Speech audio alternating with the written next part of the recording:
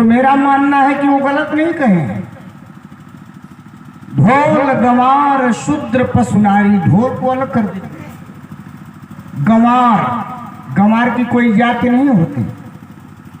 शूद्र, शूद्र की भी कोई जाति नहीं होती। कर्म से, कर्म से ही शूद्र कहा गया है।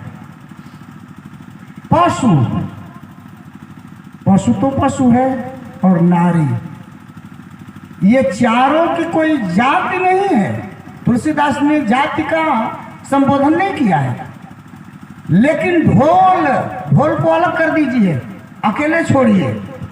इसको छोड़ करके गंवार, शूद्र, पशु और नारी।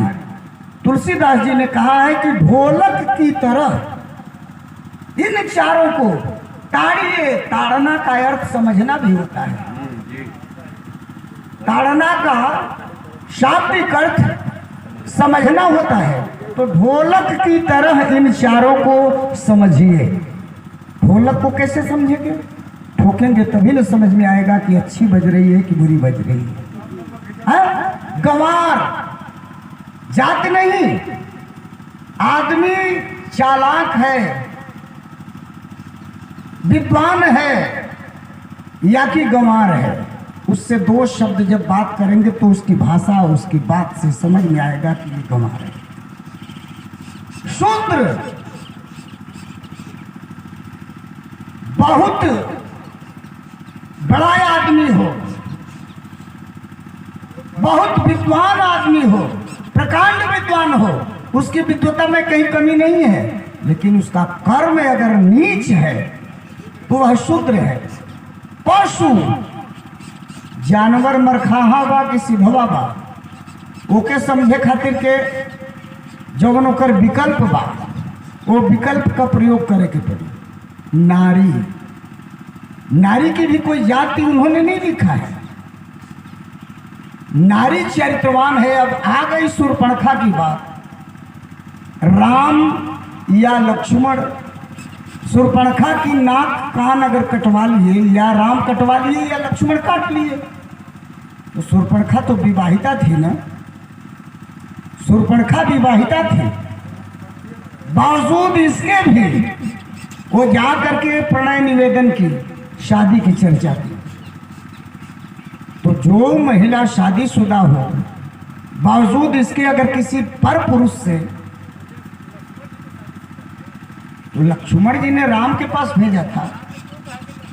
मैं क्या कह रहा हूं, लक्ष्मण के पास गई शूर्पणखा, राम के पास पहले गई थी। राम ने कह दिया, वो टाल दिया कि लक्ष्मण के पास जाओ, इसलिए कि राम की सीता राम के साथ थी। उनकी भावना हो सकती थी कि मेरी पत्नी मेरे साथ है। लक्ष्मण, लक्ष्मण बिना पत्नी का आया है, अब उसका विचार क्या बनता है, तुम उसके पास जाओ। लक्ष्मण ने फिर राम के पास भेजा, फिर राम ने लक्ष्मण के पास भेजा। तब बात समझ में आई कि यह चरित्रहीन महिला है, शादीशुदा है, बावजूद इसके पराये पुरुष से प्रणय करना चाहती है। इसका मतलब ये चरित्रहीन महिला है, तो इसकी नाक भी कटनी चाहिए, इसका कान भी कटना चाहिए। हाँ बस ना, हो गई। अब वही हम तो इहो कह चाहत रही हैं, इहो कह चाहत रही हम कि पूजा ही विप्र सकल गुणहीना, शूद्र न पूजा ही ज्ञान प्रवीणा। शूद्र कौन होता है? सकल गुणों से हीन विप्र की पूजा कीजिए, तुलसीदास जी ने कहा है। तो सभी गुणों से हीन कौन है? जिसको न खाने का शऊर हो, न टट्टी करने का शऊर हो, न सोने का शऊर हो। वह एक बालक है, नन्हा सा बालक, जो ब्रह्म के इशारे पर चलता है। देखते हैं हम लोग कि छोटा सा बालक सोया हुआ है, और सोए में ही वो कभी हंसता है तो कभी रोता है। उसको तो कुछ भी ज्ञान नहीं है। आखिर किसके इशारे पर वो हंसता है, किसके इशारे पर वो रोता है? सभी गुणों से हीन वह बालक है, उसकी पूजा होनी चाहिए। ज्ञान प्रवीणा, हम आप चाहे किसी भी जाति के हैं, हम लोग ज्ञान प्रवीण हैं। ज्ञान प्रवीण इसलिए है कि टट्टी करने का भी शऊर आ गया, मैला धोने का भी शऊर आ गया, खाने का भी शऊर आ गया, सब कुछ करने का शऊर आ गया। ऐसे लोगों की पूजा नहीं होनी चाहिए, उस बालक की पूजा होनी चाहिए। उसी को लोग भगवान का स्वरूप कहा जाता है कि बालक भगवान का रूप होता है। तो उस बालक की पूजा होनी चाहिए। विशेष बातें न करके मैं निवेदन करूंगा कि कार्यक्रम को आगे बढ़ाएं। बहुत बहुत धन्यवाद। मंच के वक्ता हैं, मंच की बात कर रहे हैं, हम मंच की बात नहीं कर रहे हैं। हमारे श्रोता जो नीचे बैठे हुए हैं, हम उनकी बात कर रहे हैं। मंच पर शूद्र की व्याख्या हो गई, विद्वान की व्याख्या हो गई, सकल ही की बात हो गई, लेकिन समाज में जाते हैं क्या यही व्याख्या चलती है? चौकी की बात चौका पर नहीं चलता है।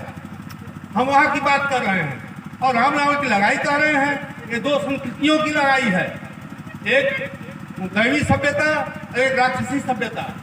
दैवी सभ्यता के द्वारा प्रेरित करके रावण को मरवाया जाता है, एक सभ्यता का दूसरे से कराया जाता है।